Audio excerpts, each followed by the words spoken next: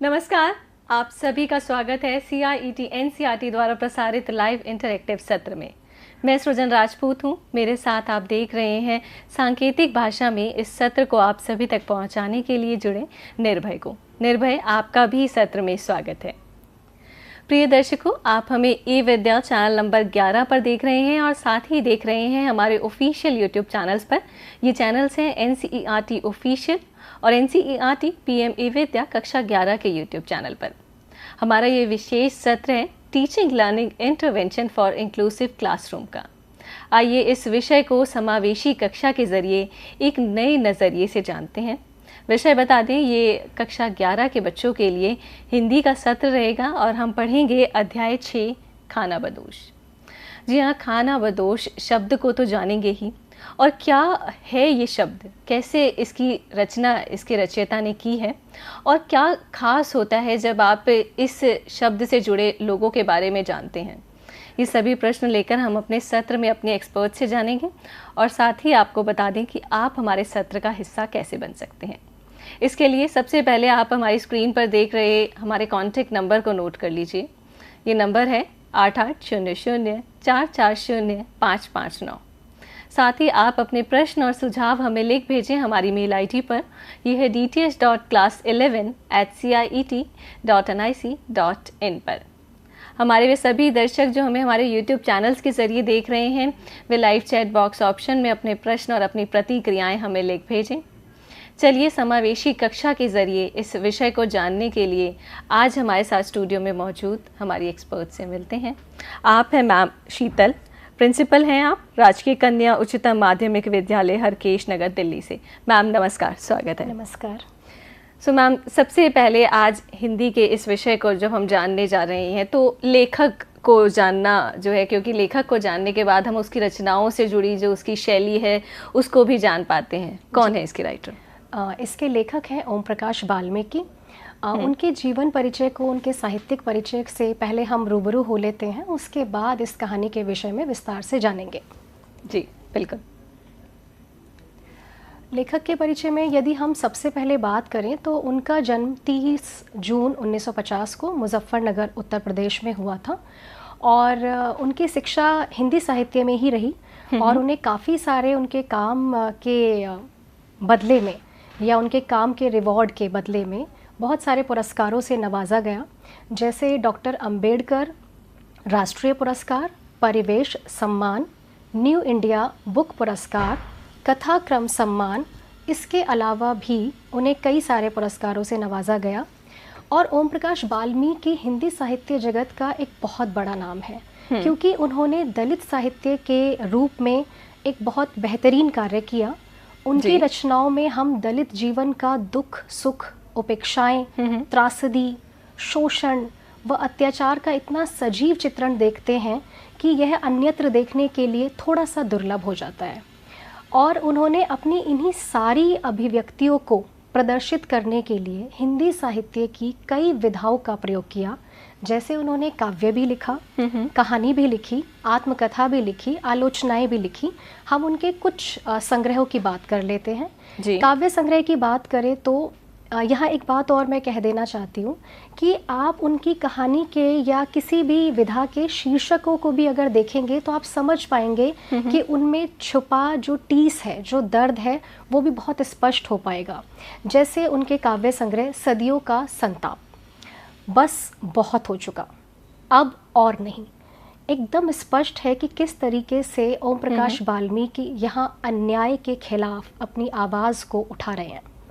इसी तरीके से कहानी संग्रह में घुसपैठिए, छतरी, सलाम प्रसिद्ध हैं और उनकी सबसे प्रसिद्ध रचना उनकी आत्मकथा को माना जाता है, जिन्होंने उन्हें हिंदी साहित्य में बहुत बड़ी पहचान दिलाई, जिसका नाम है जूठन। और आलोचना में दलित साहित्य का सौंदर्य शास्त्र, सफाई देवता, मुख्य धारा और दलित साहित्य। तो हम कैसे देख रहे हैं कि उनकी सारी ही रचनाएं अन्याय के खिलाफ कितनी पुरजोर आवाज़ उठा रही हैं।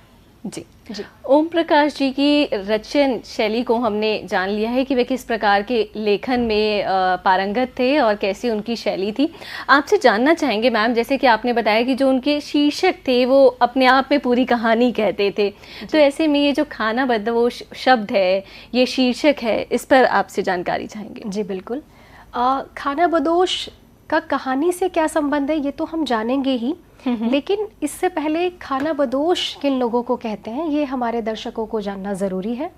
खानाबदोश लोग अगर हम आम भाषा में बात करें तो घुमंतू होते हैं, यायावर प्रवृत्ति के होते हैं, यानी ये एक जगह पर टिक कर नहीं रहते हैं। धीरे धीरे समाज ने तरक्की की, स्थायित्व प्राप्त किया और हम एक जगह बसना शुरू हो गए। लेकिन आज भी देश की कई ऐसी जनजाति हैं जिनका कोई स्थायी निवास नहीं होता और जीवन यापन या जीविकोपार्जन के लिए एक स्थान से दूसरे स्थान पर अपने पशुओं के साथ, अपने परिवार के साथ वो आगे बढ़ते रहते हैं ताकि उनको इस तरीके का जीवन यापन मिल सके और उनका गुजारा चल सके। आज भी भारत की जो कई खानाबदोश जनजातियां हैं, जैसे बंजारा, ये बहुत ही प्रसिद्ध है, आप सबने सुना होगा। नट, कालबेलिया नृत्य हम जानते हैं कितना प्रसिद्ध है। लंबाड़ा, लंबानी, ऐसी एक लंबी लिस्ट है जो आज भी भारत में खानाबदोश जनजातियां अपना गुजर बसर एक जगह से दूसरे स्थान पर जाकर कर रही है। तो ये तो हुआ खानाबदोश या खानाबदोश जनजाति का एक तरीके से शाब्दिक अर्थ। ठीक है, और अगर शाब्दिक अर्थ के बाद हम इस शीर्षक को जाने, यानी शीर्षक के तौर पर खानाबदोश शब्द को जाने, तो क्या ये कहानी भी उन जनजातीय लोगों को समर्पित है? खानाबदोश लोगों के ऊपर ये कहानी नहीं है। खानाबदोश जिस तरीके का जीवन जीते हैं, हमारे समाज के बहुत सारे तबके, बहुत सारे वर्ग और बहुत सारे लोग ऐसे हैं जो इसी तरीके का जीवन जीने के लिए अभिशप्त हैं, मजबूर हैं। तो ऐसे कौन से लोग हैं, हम अपने आसपास देखें कि कौन से लोग हैं जो एक सीज़न बदलते ही दूसरे सीज़न में कहीं और नौकरी करने चले जाते हैं। एक जगह काम नहीं मिलता है तो फिर दूसरी जगह काम ढूंढने की तलाश में भटकते रहते हैं, क्योंकि उन्हें परिवार चलाना है, उन्हें अपने बच्चे पालने हैं, उनकी शिक्षा दीक्षा का ध्यान रखना है, जो कि एक असंभव सा काम नज़र आता है। तो यहाँ पर जो खानाबदोश लोग हैं वो है दिहाड़ी मजदूर, ईंट भट्टे पर काम करने वाले लोग, जो जब जहाँ घर बन रहा होता है या जहाँ ईंट भट्टा लगा होता है वहाँ पर अपना जीवन यापन थोड़े से समय के लिए करते हैं। उसके बाद फिर निकाल दिए जाने पर या काम की कमी हो जाने पर कहीं और बसने के लिए मजबूर हो जाते हैं। तो ये उन लोगों के लिए खानाबदोश शब्द का प्रयोग किया गया है। जी, यानी खानाबदोश शब्द की जो जीवन शैली सबके सामने आज इस पाठ के ज़रिए आएगी, वहाँ हम देखेंगे कि वे लोग जो कि ईंट बनाने के जो भट्टे होते हैं वहाँ पर कार्यरत हैं और फिर जब समय समय पर काम की कमी होती है तो वे जो है स्थानांतरित हो जाते हैं। इस कहानी को लेकर हम आगे बढ़ने वाले हैं। मैम, आपसे इस कहानी को जानना चाहेंगे। जी बिल्कुल। तो एक तस्वीर मैं दिखाना चाहूँगी किस तरीके से पहले से ही वर्षों से ये परंपरा चली आ रही है कि खानाबदोश किस तरीके से जीवन यापन करते थे अपने जानवरों के साथ। आप देख रहे हैं कि ये राजस्थान के किसी रेगिस्तान का दृश्य भी नज़र आ रहा है, जहाँ पे लोग अपने ऊँटों के साथ, अपने थोड़े बहुत सामान के साथ आगे चलते जा रहे हैं और एक तरीके से घुमंतू जीवन जीते हैं। कहानी के बारे में वैसे तो आप बता चुके हैं, मैं एक बार फिर अपने दर्शकों को बता दूं कि ये जो कहानी खानाबदोश है ये 11वीं कक्षा की पाठ्यपुस्तक अंतरा के भाग 1 के अंतर्गत अध्याय 6 में संकलित है। और अगर हम कहानी की बात करें तो कहानी अपने आप में बहुत लंबी है, दीर्घ है, तो मैं समझती हूँ कि हमने इसको अपनी कक्षाओं में पढ़ा भी होगा, तो उसके मुख्य पात्र और उसको संक्षेप में यहाँ चर्चा करने की आवश्यकता है। कहानी के कई मुख्य पात्रों को पहले हम देख लेते हैं। एक है भट्टा मालिक, जो ईंट का भट्टा है उसके मालिक मुख्तार सिंह। उन मालिक का एक बेटा है सूबे सिंह, एक ठेकेदार उनके यहाँ काम करता है असगर, और एक भट्टा मजदूर है महेश और किसनी, जो कि पति पत्नी है, और एक दूसरा भी दंपति आपको देखने को मिलेगा, सुकिया और मानो। मानो पत्नी है, सुकिया पति है, और एक थोड़ा सा युवा लड़का भी वहाँ काम कर रहा है। जिसका नाम जसदेव है। ठीक है। इन्हीं 5-6 चरित्रों के माध्यम से कहानी अपना विस्तार प्राप्त करती है। जी। हम इसे संक्षिप्त में कवर करने की कोशिश करेंगे। जैसा कि हमने प्रारंभ में ही बताया कि खानाबदोश लोग वो होते हैं जिनके पास स्थायी निवास नहीं होता। तो इस कहानी की शुरुआत भी कुछ इस तरह होती है कि सुकिया और मानो के पास भी कोई स्थायी निवास नहीं था। वह अपनी स्थिति को बदलना चाहते थे। देखिए, हर व्यक्ति मानव के रूप में हम लोगों की चेतना इस तरीके से कार्य करती है कि हम जहाँ भी होते हैं, जैसे भी होते हैं, उससे बेहतर करने का प्रयास करते हैं, अपने प्रयास के द्वारा, अपने मेहनत के द्वारा, अपने कर्मों के द्वारा। जी। तो ये भी अपनी मेहनत के द्वारा अपनी वस्तु स्थिति को, अपनी यथा स्थिति को बदल देने के सपने लेकर के इस ईंट भट्टे पर आते हैं। और वे दोनों समझते थे कि घर से बाहर निकलने पर ही आटे दाल का भाव पता चलता है, एक व्यक्ति की जो हैसियत होती है, एक व्यक्ति कितना कमा पा रहा है, समाज में अपनी कितनी प्रतिष्ठा बना पा रहा है, ये सब पता चलता है जब हम अपना गांव, अपना घर छोड़ देते हैं। तो गांव में शायद आपको 4 लोग पूछ लें, लेकिन जैसे ही आप गांव छोड़ के बाहर आएंगे अपने कार्यस्थल पर, तो शायद आपको कोई ना पूछे। वहाँ आपको अपनी इज्जत, अपना सम्मान, अपनी जो स्थिति होती है वो बनानी पड़ती है। तो उसी भट्टे पर जहाँ ये लोग काम कर रहे थे, पहले से महेश और किसनी भी उसी भट्टे पर 2-3 महीने पहले से काम कर रहे थे। 5-6 महीने पहले इन दोनों की शादी भी हुई थी। और कहानी में दिखाया गया है कि शाम होने के बाद असगर ठेकेदार और मालिक शहर लौट जाते थे। और शाम के बाद जो भट्टा मजदूर होते थे, दिन भर बेचारे बहुत मेहनत करते, काम करते, क्योंकि ये कठिन परिश्रम का काम है भट्टे पर काम करना। लेखक ने यहाँ एक शब्द का प्रयोग किया है कि अपने दड़बे में लौट जाते थे। तो आप देख सकते हैं कि एक मज़दूर की जो स्थिति होती है वह कितनी दयनीय होती है कि उन्हें जिसमें आप पशु को रखते हैं या पक्षियों को रखते हैं, जैसे मुर्गियों को रखते हैं, कबूतर को रखते हैं, तो वैसे छोटे छोटे दड़बे थे जिनमें झुकना भी मुश्किल है, निकलना भी मुश्किल है। तो उनके लिए दड़बे शब्द का प्रयोग किया गया है कि वो दड़बे में लौट जाते थे। और यहाँ एक और महत्वपूर्ण मुद्दा हम देख सकते हैं कि दड़बे में जाने के बाद ईंट भट्टे पर पूरे दिन मेहनत, मजदूरी, काम करने के बाद महिलाएं फिर से काम पर लौटती हैं। किसी ने कहा भी है ना कि महिलाएं काम से काम पर ही लौटती हैं। जी, बिल्कुल। तो फिर वो जाती हैं और अपना चूल्हा चौका संभालने लगती हैं।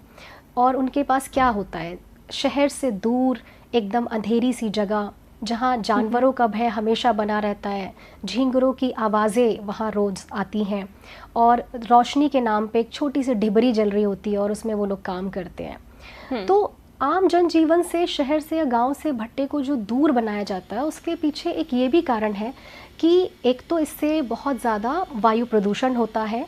उससे जो धुआं निकलता है चिमनी से, हम देखते हैं कि किस तरीके से वो फसलों के लिए भी अच्छा नहीं है, वो आम जनजीवन के लिए भी अच्छा नहीं है। तो ये भी कारण है कि भट्टे को दूर बनाया जाता है। जी। अब जो मालिक का बेटा है सूबे सिंह, कुछ दिन ऐसा होता है कि जो मुख्तार मालिक हैं उन्हें शहर जाना ही पड़ता है कई दिनों के लिए। तो उस समय उनकी सारी ड्यूटी, उनका सारा चार्ज सूबे सिंह संभाल लेता है। और सूबे सिंह फिर देखता है, क्योंकि उसका व्यवहार बहुत ठीक नहीं था, और अगर हम कहें तो एक शोषणकर्ता के रूप में वह ज़्यादा काम करता है। और वो चाहता है कि हर तरीके का शोषण मैं अपने मज़दूरों पे कर सकूं, क्योंकि मैं मालिक हूँ, मैं मालिक का बेटा हूँ। तो वह सबसे पहले तो किसनी पे अपनी नज़र रखता है और किसनी को किसी तरीके से ईंट भट्टे पे काम ना करने के बजाय अपने ऑफिस का काम दे देता है। और जब वह उसके ऑफिस में जाती है तो वो ये कह देता है कि बाकी कोई और ऑफिस में नहीं आएगा। धीरे धीरे ये चीज़ें बहुत बढ़ती हैं और वह उसे शहर भी ले जाने लगता है। तो हम देख रहे हैं कि यहाँ पर शोषण की कई परतें हैं।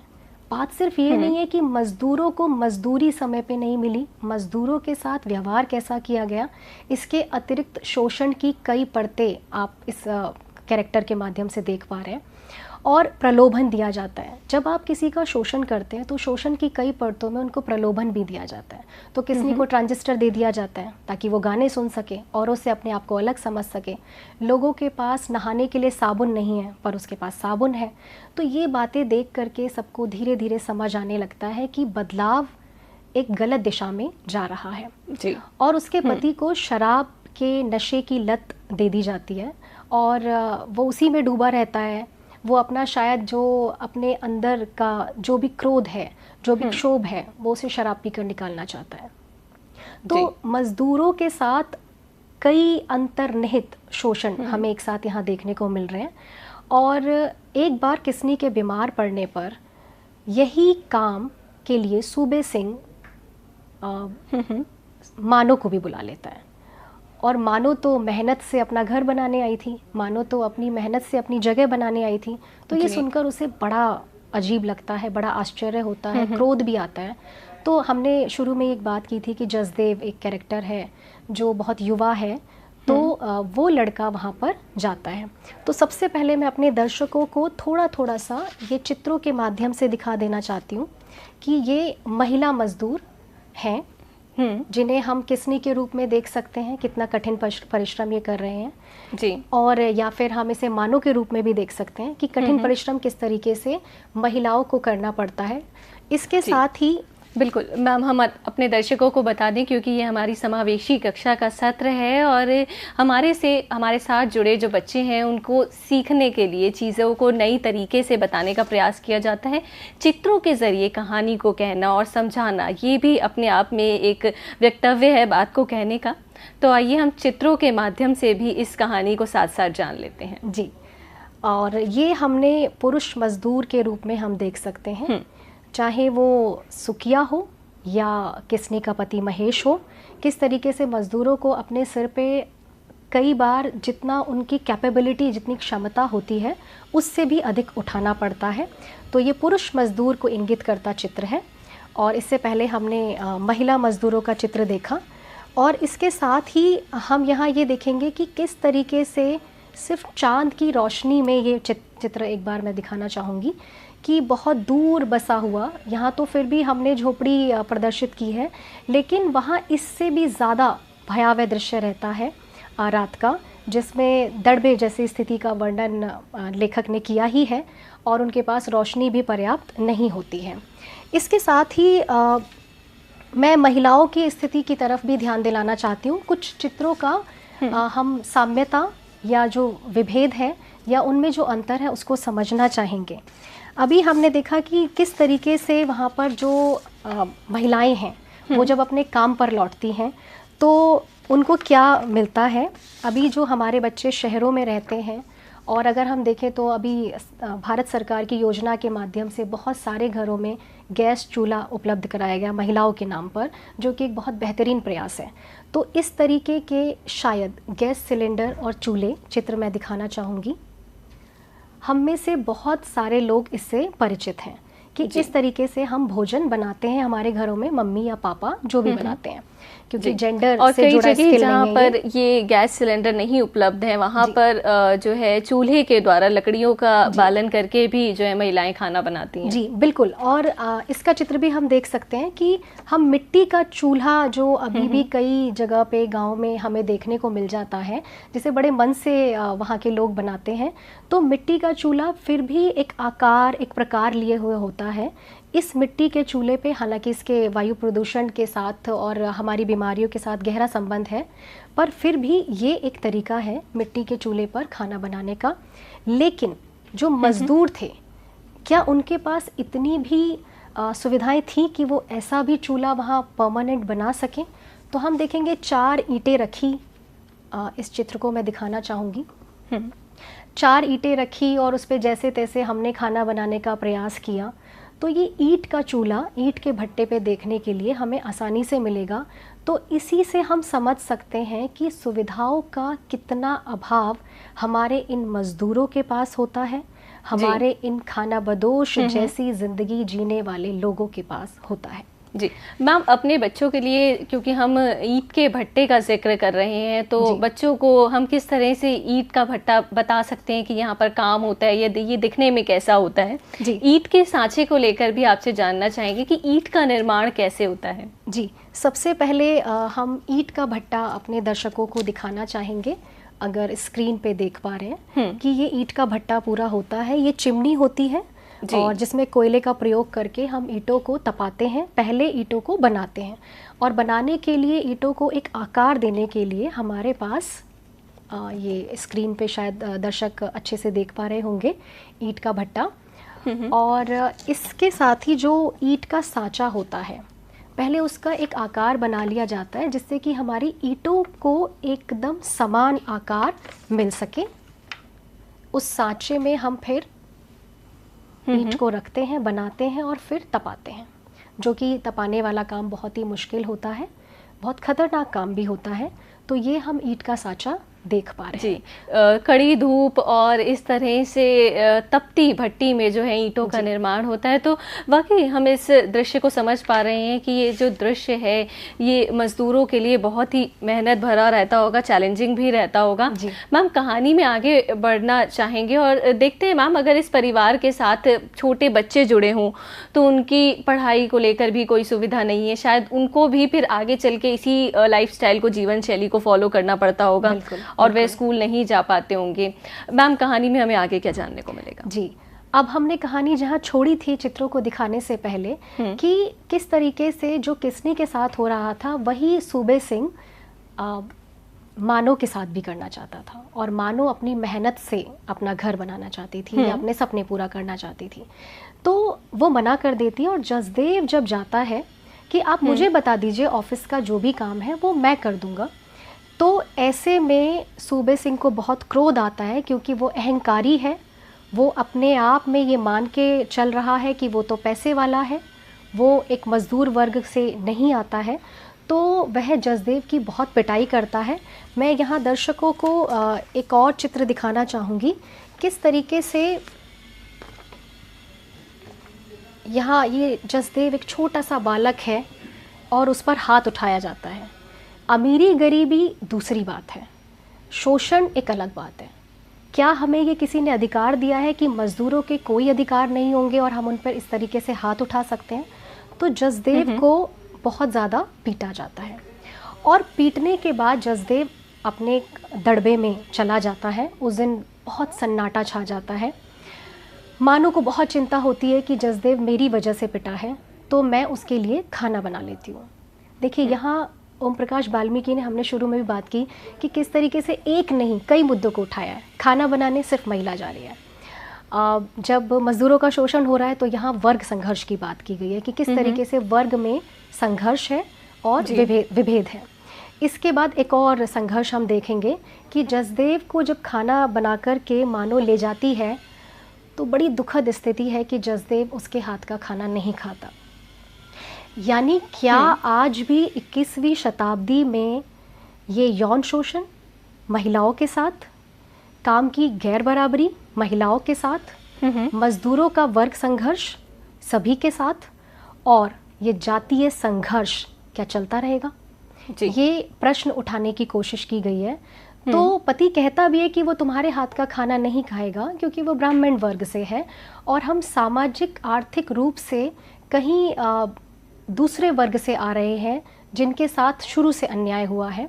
तो ऐसे में मानो का दिल बहुत टूट जाता है। फिर आगे हम देखेंगे कहानी में कि उनसे बदले लिए जाते हैं, उनके सांचे तोड़ दिए जाते हैं, उनसे काम छीन लिया जाता है और फिर आगे चल के सब कुछ हो जाने के बाद भी उनके साथ अन्याय रहता है और वो किस तरह इतने मजबूर हो जाते हैं कि उन्हें अपना घर बार सब वहाँ से समेटना पड़ता है, ईंट भट्टे को छोड़ना पड़ता है। तो जो ईंटें गिराई गई थी, तोड़ी गई थी, वो उनके सपने के टूटने जैसा था। जी बिल्कुल। कहानी को हम संक्षिप्त रूप में जान चुके हैं। कहानी में बहुत से मार्मिक पहलू जो हैं लेखक के ज़रिए आप सभी के सामने रखे गए हैं। आगे मैम एक अंतिम प्रश्न लेते हैं और उसके बाद मुख्य शब्द आपसे जानेंगे। विविधता और अगर हम बात करें भेदभाव, ये दोनों ही शब्द जो हैं अलग अलग हैं, और क्या अंतर है जो कि पाठ के माध्यम से इसमें बताया गया है? पाठ के माध्यम से डायरेक्ट तो हम नहीं कह सकते, लेकिन मैं अपने बच्चों से, अपने दर्शकों से ये अनुरोध करती हूँ कि कक्षा में एक ऐसी एक्टिविटी वो ज़रूर करें जिससे अपनी टीचर के साथ इस पर चर्चा करें कि कौन सी ऐसी चीज़ें हैं जो हमें प्राकृतिक रूप से विभिन्न बनाती हैं और वही हमारी विविधता को दर्शाती हैं, लेकिन कौन सी ऐसी चीज़ें हैं जो विविधता में आड़े आती हैं और वो हमारे यहाँ डिस्क्रिमिनेशन को, विभेद को, अन्याय को जन्म देती हैं। जैसे अगर मैं बात करूं कि लिंग की, तो इसमें भी महिला होना, पुरुष होना प्राकृतिक है, लेकिन भेदभाव होना गलत है। तो इस पे जरूर चर्चा की जाए कक्षा में। जी, हमने अपनी समावेशी कक्षा में इस विषय को, कहानी को जो है चित्रों के माध्यम से भी समझा है, और कैसे बच्चों को जो है मॉडल बना के या फिर चीज़ों को बताने के लिए, समझाने के लिए उन्हें इन तरीक़ों का इस्तेमाल किया जा सकता है अध्यापकों द्वारा, इस पर भी चर्चा की है। मैम, आपसे अब मुख्य शब्दों को लेकर आज की सत्र को अंत की तरफ लेकर चलते हैं। तो मुख्य शब्द इस समय आप सभी अपनी स्क्रीन पर देख रहे हैं। यायावर, विरोधाभास, परित्याग। समय है कि आपके लिए मैम से होमवर्क ले लिया जाए। जी, सबसे पहले गृह कार्य की बात करते हैं। अभी हमने जिस कहानी को पढ़ा, क्या आप लोग खानाबदोश कहानी का रूपांतरण बोलकर, लिखकर, नाट्य रूपांतरण या साइन लैंग्वेज में कैसे भी कर सकते हैं? तो अवश्य करने का प्रयास करें। जी, अगला मैम संशोधित गृह कार्य लेते हैं। जी, संशोधित गृह कार्य में आप हमें ज़रूर इसका उत्तर भेजेंगे। जब हम किसी कहानी को नाटक में प्रदर्शित करते हैं तो उसे कौन सा रूपांतरण कहते हैं? कहानी रूपांतरण, कविता रूपांतरण, लेखन रूपांतरण या नाटक रूपांतरण? इस होमवर्क को आप हमें इस प्रारूप के अंतर्गत सेंड करें। आइए वर्क सबमिशन फॉर्मेट बताते हैं। सबसे पहले अपना नाम लिखें, कक्षा, विद्यालय का नाम, शिक्षिका का नाम, सत्र की तिथि, छात्र की फ़ोटोग्राफ जो कि ऐच्छिक है। आप उसके बाद इस होमवर्क को हमें सेंड कर दें dts.class11@ciet.nic.in पर। हमारी इस मेल आईडी पर आप अपने काम को ऑडियो, वीडियो, लिखित या किसी अन्य माध्यम में भी हम तक पहुंचा सकते हैं। इस पूरे सत्र में हमने खानाबदोश शीर्षक को जाना है, और हमारे साथ एक्सपर्ट के तौर पर जुड़ी हैं मैम शीतल, जो कि प्रिंसिपल है राजकीय कन्या उच्चतम माध्यमिक विद्यालय हरकेश नगर, दिल्ली से। मैम नमस्कार करते हैं और बहुत बहुत धन्यवाद भी करते हैं। धन्यवाद आपका। प्रिय छात्रों, कुछ अन्य ज़रूरी जानकारी भी आपको सत्र के अंत में देना चाहेंगे। पहली जानकारी आपकी पाठ्य पुस्तकों से संबंधित है। कक्षा 4 और कक्षा 7 के लिए नई किताबें अमेज़ॉन, फ्लिपकार्ट और एनसीईआरटी की ऑफिशियल वेबसाइट पर उपलब्ध है। आप इन सभी माध्यमों से घर बैठे बैठे अपनी नई किताबें मंगवा सकते हैं। सीआईटी द्वारा प्रसारित होने वाले अन्य लाइव सत्रों की झलक आप सभी अपनी स्क्रीन पर देख रहे हैं। 2 बजे हमारा लाइव सत्र कक्षा 1 के बच्चों के लिए होगा, और हम मैथमेटिक्स का टॉपिक जानेंगे, chapter number 5 how many, part 1। 2:30 पर कक्षा 1 के बच्चों के लिए ही हिंदी का सत्र प्रसारित किया जाएगा, अध्याय 6 3 साथी। 3 बजे क्लास 2 स्टूडेंट्स के लिए इंग्लिश का टॉपिक रहेगा, chapter number 5 come back soon. 3:30 पर क्लास 2 स्टूडेंट्स के लिए मैथमेटिक्स का टॉपिक जानेंगे, chapter number 4 shadow story part 2। 4 बजे ऑनलाइन ट्रेनिंग सत्र होगा, चैनल नंबर 6 से चैनल नंबर 12 तक टॉपिक रहेगा, the digital public square understanding social media and its impact. 5 बजे सहयोग सत्र का समय रहेगा और बात होगी मैक्सिमाइजिंग लर्निंग आउटकम्स को लेकर। समावेशी कक्षा यानी इंक्लूसिव क्लासरूम, जहां विषयों को और शीर्षकों को आपको नए तरीके से, नए नज़रिए से बताने का प्रयास किया जाता है। हमारे इस सत्र को हम यहीं समाप्त करते हैं। साथ ही धन्यवाद करना चाहेंगे हमारे साथ जुड़े इंटरप्रेटर का भी। आप हमारे साथ इंटरप्रेटर के तौर पर निर्भय हैं। निर्भय, आपका बहुत बहुत धन्यवाद। मैं सृजन राजपूत हूँ, आप सभी से अनुमति चाहेंगे।